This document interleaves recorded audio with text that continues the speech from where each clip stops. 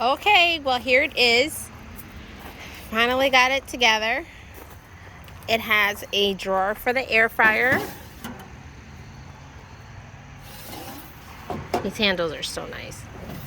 And a drawer for the warmer. I think they both look the same. How can you tell? Because the warmer's on the top, the air fryer's got the fan. The warmer's on the top? Yeah. Check this out. Yeah, it's magnetic. Yeah. Let me see. Oh, that's cool. Yeah. But yeah, I use a Blackstone one, which I got in there. It's got things to stick it right on. Okay.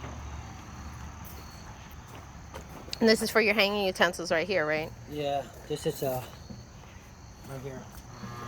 That's for the air fryer. I hear the fan going. It's got a fan in it. Also on the left is the air fryer. Put you in here. See, feel it? Don't put it on the top. Put it on the bottom. Down, down, down. Put your hand down. Okay. Okay, yeah.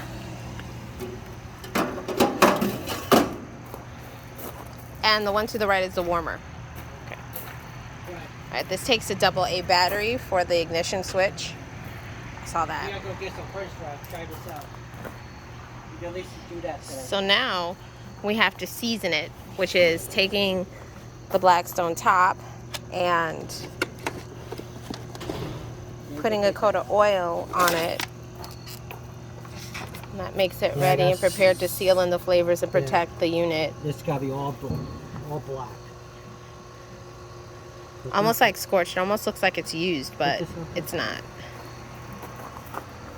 It's not ready yet.